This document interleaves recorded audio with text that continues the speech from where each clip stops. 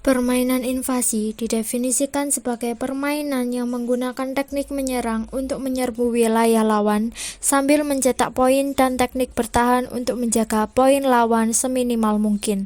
Olahraga yang masuk dalam kategori permainan invasi pasti terdapat aktivitas untuk menghambat tercetaknya poin. Banyak jenis permainan invasi yang melibatkan kerjasama tim untuk mencetak poin. Salah satu jenis permainan invasi yaitu permainan bola basket. Permainan yang terdiri atas 5 orang dalam satu tim ini menggunakan bola besar untuk mencetak poin. Biasanya dalam satu tim terdapat 7 pemain cadangan.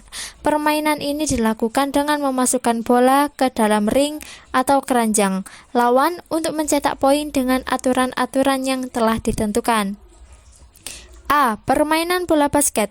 1. Pengertian permainan bola basket.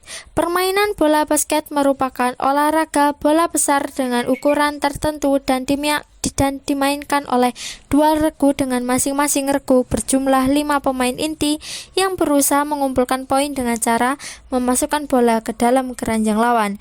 Permainan bola basket memiliki induk organisasi tingkat internasional, yaitu Federation Internationale de Basketball, atau kalau disingkat menjadi FIBA. Sementara itu, induk organisasi permainan bola basket di Indonesia yang resmi lahir pada tanggal 23 Oktober 1951 bernama Persatuan Bola Basket Seluruh Indonesia, kalau disingkat menjadi Perbasi. 2. Ketentuan dalam permainan bola basket. A. Lapangan permainan. Permainan bola basket bisa dilakukan di mana saja. Beberapa orang melakukan olahraga ini di lapangan terbuka atau outdoor, dan sebagian lainnya di ruang tertutup atau indoor. Namun, umumnya pertandingan basket profesional diselenggarakan dalam lapangan tertutup atau indoor. Lapangan untuk menyelenggarakan pertandingan bola basket memiliki aturan ukuran tertentu agar memenuhi standar minimal demi keamanan dan kenyamanan selama pertandingan. Namun, beberapa negara memiliki ukuran standar tersendiri terkait besar lapangan yang digunakan di negara mereka.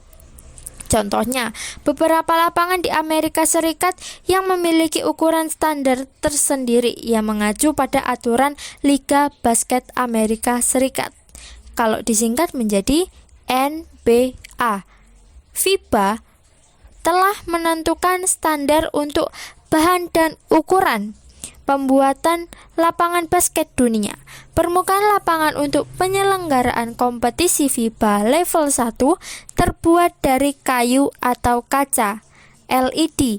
Kompetisi FIBA level 2 dimainkan di atas lantai sintesis, misalnya lantai poliuretana (PU), lantai polivinil klorida (PVC), dan upin lantai polipropilena (PP). Lantai lapangan basket untuk pertandingan profesional harus memperhatikan prinsip sebagai berikut. 1. Permukaan yang kuat dan rata. 2. Kinerja yang konsisten di seluruh lapangan permainan. 3. Ketahanan dan penghindaran deformasi atau kerusakan permanen. 4. Daya serap goncangan. Sistem lantai apapun harus diletakkan di atas lantai beton yang stabil dan rata sempurna untuk menghindari titik mati. Lantai kayu sebaiknya menggunakan membran di atas beton untuk mencegah naiknya kelembapan dari tanah melalui pelat ke bagian bawah lantai yang sudah jadi. Lantai sintesis juga harus mempertimbangkan perlindungan terhadap kelembapan, seperti pelapis, tergantung pada jenis lantai dan sensitivitasnya terhadap kelembapan. Area permainan bagian dalam memiliki standar ukuran panjang 28 meter dan lebar 15 meter. Lapangan harus ditandai dengan garis 50 mm dan dikelilingi oleh area batas lebih jauh minimal 2 meter yang ditandai dengan warna kontras dengan area permainan bagian dalam. Oleh karena itu, dimensi minimum untuk seluruh area lapangan adalah panjang 32 meter dan lebar 19 meter. Berikut gambar lapangan basket standar untuk pertandingan profesional. B. Formasi pemain. Permainan bola basket terdiri atas 5 orang pemain inti dan 7 orang sebagai pemain cadangan. Pemain inti dibagi menjadi 3 formasi, antara lain 2 orang penjaga belakang, 2 orang pemain depan, dan 1 orang pemain tengah. Perhatikan gambar berikut. Posisi pemain dari penomoran tersebut memiliki istilah sebagai berikut. 1. Point guard. Yang nomor 1 memiliki kemampuan menggiring bola yang baik, piawai, mengatur serangan, dan mampu melihat celah pertahanan lawan untuk menciptakan peluang mencetak poin atau angka. 2. Small forward.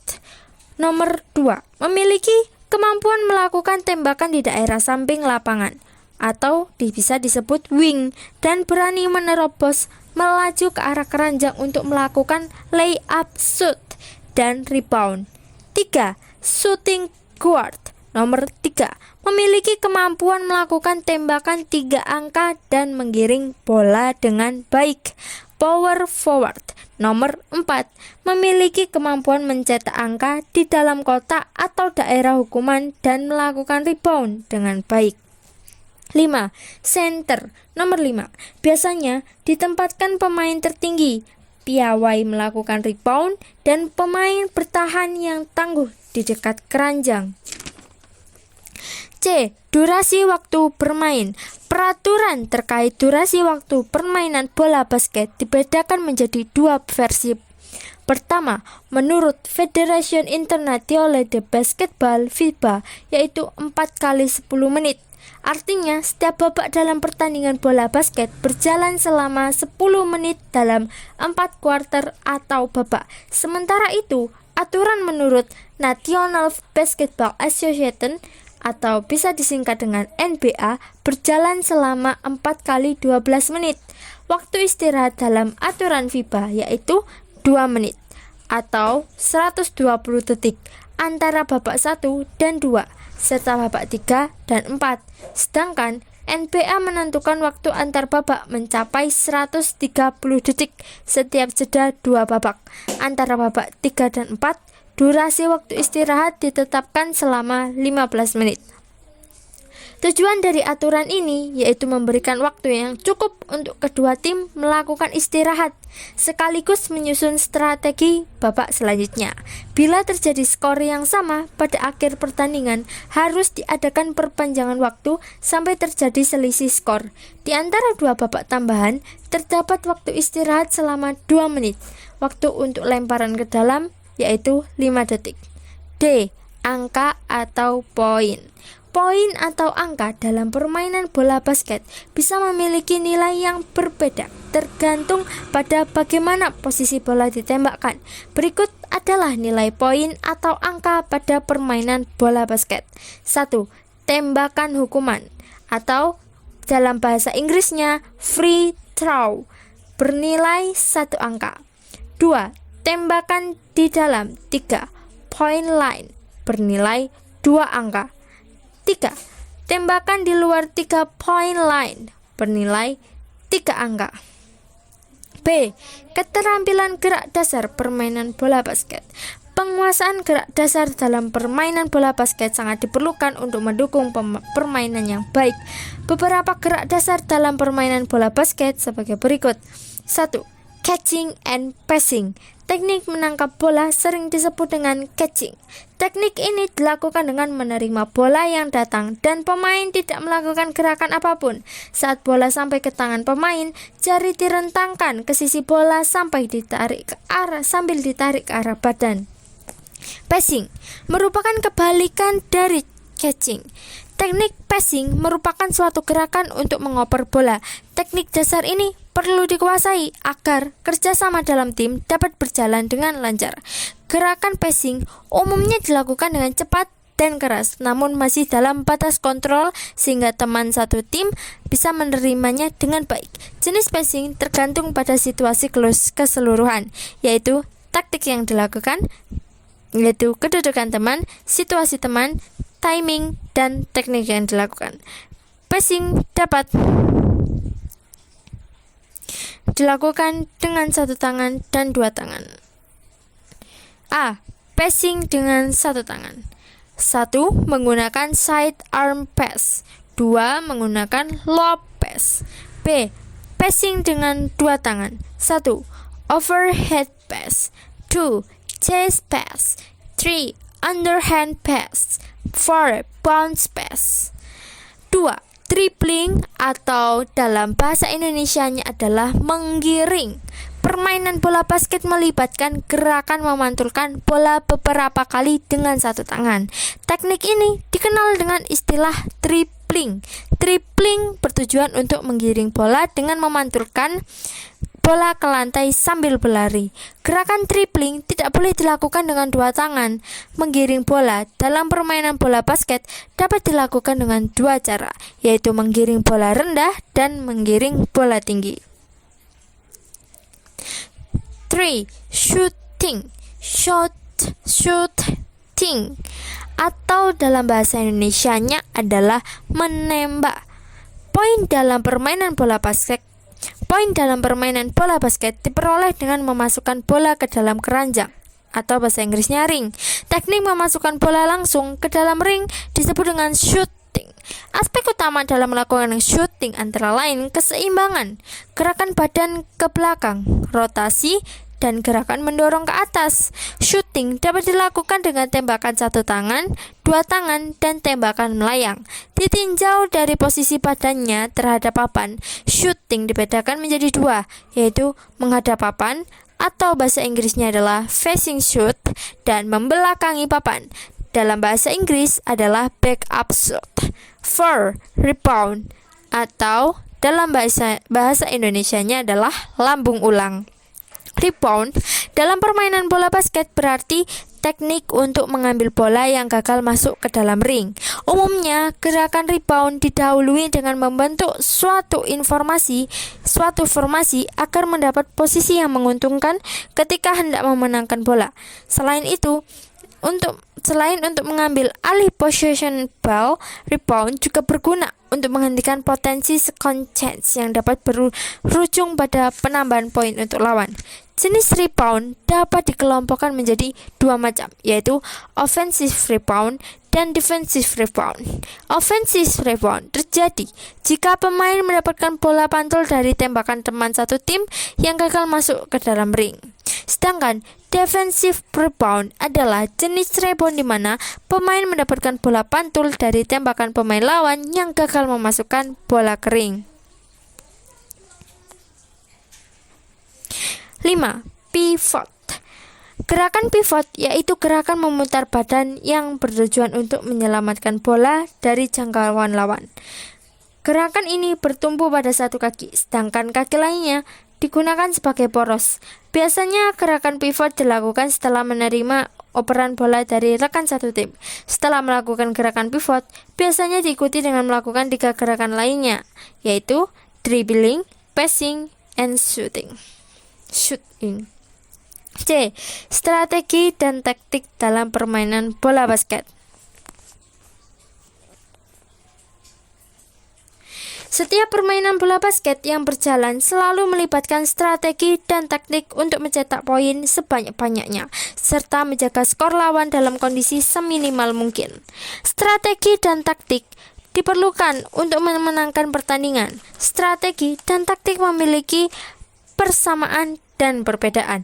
Persamaan di antara keduanya yaitu merupakan siasat yang digunakan sebagai pola pemikiran yang diterapkan untuk menghadapi lawan dalam rangka memperoleh kemenangan secara sportif.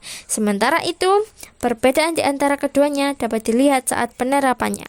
Siasat yang diterapkan saat pertandingan disebut dengan taktik, sedangkan strategi adalah siasat yang diterapkan sebelum atau menjelang pertandingan. Kedudukan strategi dalam olahraga memiliki makna sebagai pendukung aspek taktik olahraga. Strategi dan taktik dalam permainan bola basket terbagi menjadi dua, yaitu saat melakukan penyerangan dan saat menjaga pertahanan. Berikut ini pola-pola penyerangan dan pertahanan yang menjadi strategi dan taktik dalam permainan bola basket. Pola penyerangan. Penyerangan sering disebut dengan istilah offense. Pola ini merupakan upaya mendapatkan poin dengan menerobos pertahanan defense tim lawan dan memasukkan bola ke dalam keranjang lawan. Tim yang berhasil merebut bola segera melakukan serangan cepat sebelum lawan bisa menyiapkan pertahanannya. Strategi yang bisa dilakukan agar serangan berhasil membuahkan poin antara lain sebagai berikut. A. Gerakan membuka ruang dalam pola penyerangan. 1. V-cut. Gerakan V-cut adalah gerakan membuka ruang atau melepaskan diri dan menjauh dari penjagaan lawan untuk menerima bola, atau bisa disebut umpan. 2. Front cut. Gerakan front cut adalah membuka ruang untuk melepaskan diri dari penjagaan lawan dan menerima umpan dengan mengecoh lawan dari arah depan lawan mendekat ke ranjang. 3. Backdoor cut. Gerakan backdoor cut adalah upaya membuka ruang untuk melepaskan diri dari penjagaan lawan dan menerima umpan rekan dengan mengecoh lawan dari arah belakang lawan mendekati keranjang. 4. Give and go. Gerakan give and go adalah pergerakan membuka ruang dengan berlari ke arah berlawanan dari arah umpan yang dilakukan oleh pemain tersebut atau rekan satu tim. Prinsipnya adalah jika pemain mengumpan ke arah kanan, maka berlari membuka ruang ke arah kiri atau sebaliknya. 5. Screen. Screen atau picks merupakan salah satu alat paling ampuh untuk membuka ruang mencetak poin atau angka. Umumnya setelah kita akan melakukan screens atau picks, kita akan melakukan roll atau dalam bahasa Indonesianya adalah berputar ke dalam untuk mendekati keranjang. Sekarang B. Pola-pola penyerangan. 1. Pola penyerangan berpola. Set offense adalah istilah untuk menyebut pola penyerangan berpola. Pola penyerangan berpola dapat diartikan sebagai strategi melakukan serangan dengan mengatur jalur gerakan dan tugas masing-masing pemain. Penyerangan berpola atau patterns dapat dikelompokkan menjadi 3 macam sebagai berikut. A. Pola diamond. 1. Strip 3, strip 1. Pola diamond dalam permainan bola basket sangat baik untuk melakukan penyerangan, baik terhadap pertahanan daerah maupun pertahanan 1 lawan 1. Pola diamond biasa diterapkan jika suatu tim memiliki 2 orang pemain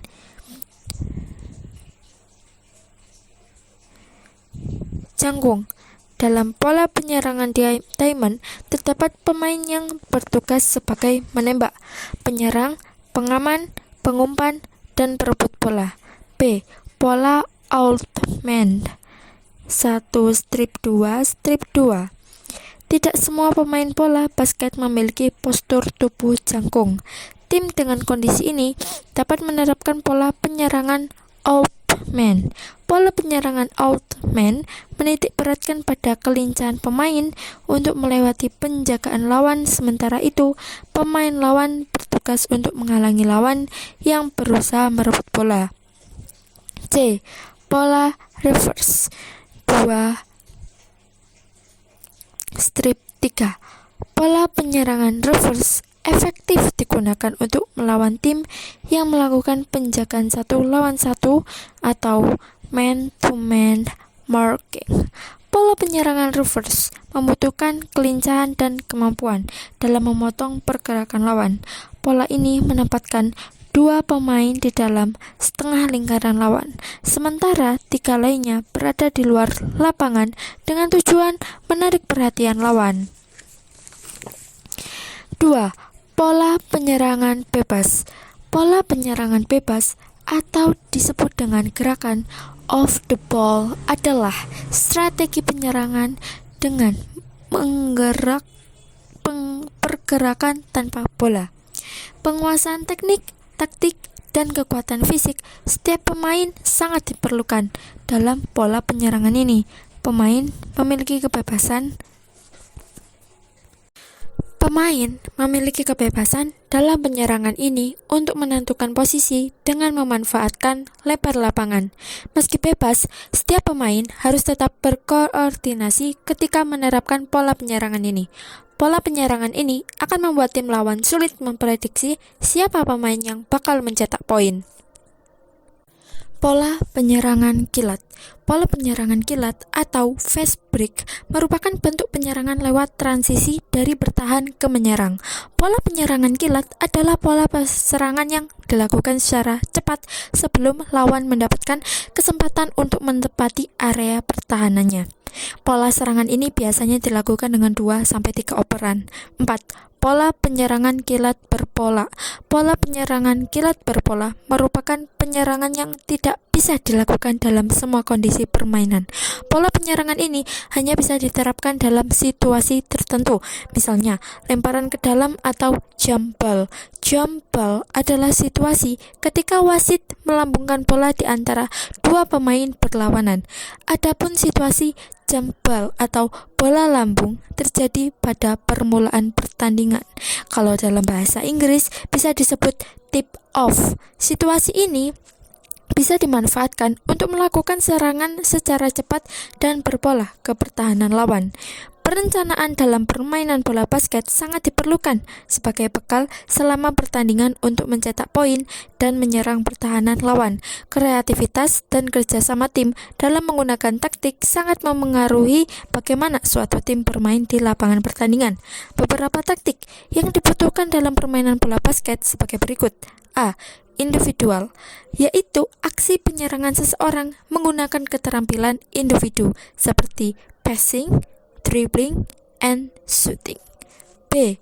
Group, yaitu penyerangan yang dilakukan oleh 2 atau 3 orang, baik dengan blocking atau screen, interpassing maupun wall passing. C. Team, yaitu penyerangan dengan permainan cepat. Kalau bahasa Inggrisnya bisa disebut fast break. Permainan bebas bisa disebut juga freestyle dan bermain dengan pola penyerangan terencana. 2. Pola pertahanan. Pola pertahanan bisa disebut dengan defense. Defense dalam permainan bola basket merupakan teknik yang penting agar tim lawan tidak berhasil mencetak poin. Sistem pertahanan dalam permainan ini dikelompokkan menjadi beberapa macam. Berikut adalah macam-macam taktik pertahanan dalam bola basket. A. Pola pertahanan 1 lawan 1, man-to-man defense. Pertahanan 1 lawan 1 adalah strategi di mana setiap pemain bertugas menjaga satu lawan. Pemain bertahan mengikuti pergerakan menyerang dan berdiri antara ring basket dan lawan. Pemilihan dan penempatan pemain bertahan disesuaikan dengan karakteristik pemain penyerang lawan yang dilihat berdasarkan kecepatan, posisi, tinggi badan, dan kemampuan. Jenis pertahanan 1 lawan 1 sebagai berikut. 1. Pertahanan 1 lawan 1 dengan tetap. Pada pertahanan 1 lawan 1 dengan tetap, penjaga harus tetap menjaga seorang pemain lawan. 2. Pertahanan 1 lawan 1 dengan penolong. Apabila dalam penjagaan 1 lawan 1 terjadi kebobolan dari salah seorang penjaga, maka salah seorang penjaga terdekat menolong untuk menutup pemain yang menerobos sampai penjaga yang kebobolan siap untuk menjaga kembali. B. Pola pertahanan daerah, zone defense. Dalam pertahanan daerah, setiap pemain diberi tugas menjaga daerah tertentu. Susunan pertahanan daerah dalam permainan bola basket diantaranya 2, 1, 2, 2, 3 atau reverse, 3, strip 2, 1, strip 2, strip 2 bisa disebut old man, 2 strip 2, strip 1, dan 1 strip 3 strip 1 bisa disebut diamond. 1. Pola 2 strip 1 strip 2. Pola ini digunakan jika regu yang bersangkutan tidak mempunyai pemain jangkung. Amati gambar di samping. Keterangan gambar sebagai berikut. A. Pemain nomor 1 dan 2 merupakan pemain penjaga, bisa dibilang guards, yang mahir menembak dari posisinya. B. Pemain nomor 3 dan 4 merupakan pemain depan, bisa disebut juga forward, yang mahir menembak dari kedua daerah sudut lapangan. C. Pemain nomor 5 merupakan pemain yang mahir menembak dari daerah pivot dan merebut bola. 2. Pola 1 strip 3 strip 1. Pola ini sangat baik untuk penyerangan terhadap pertahanan daerah maupun pertahanan 1 lawan 1, dan ini bisa dilakukan jika dalam regu yang bersangkutan mempunyai 2 pemain jangkung. Amati gambar di samping. Keterangan gambar sebagai berikut. A. Pemain nomor 1 merupakan pemain pengelola utama dan pengaman. B. Pemain nomor 2 dan 3 merupakan pemain yang mampu menembak dari sisi luar. C. Pemain nomor 4 dan 5 merupakan pemain yang mahir dalam melakukan jump shoot, menembak dengan meloncat dan merebut bola. C. Pola pertahanan campuran. Pertahanan campuran dibagi menjadi 2 macam sebagai berikut. 1. Pertahanan daerah. Seorang pemain ditugaskan untuk menjaga pemain lawan yang dianggap berbahaya. Kelebihan dari pertahanan daerah sebagai berikut. A. Sangat baik untuk melawan tim yang lemah dalam mengontrol bola. B. Dapat mematikan penyerangan menembak dengan berporos. C. Menghindari kesalahan perorangan. D. Sangat baik untuk melawan tim yang menggunakan penyerangan berbola. Kekurangan dari pertahanan daerah sebagai berikut. A. Perhatikan setiap pemain terpecah terhadap 2 pemain atau lebih. B. Sangat berbahaya apabila tim lawan dapat melakukan serangan kilat. 2. Pertahanan sanggit, yaitu sistem di mana setengah lapangan dijaga dengan 1 lawan 1, sementara setengah lainnya menggunakan pertahanan daerah.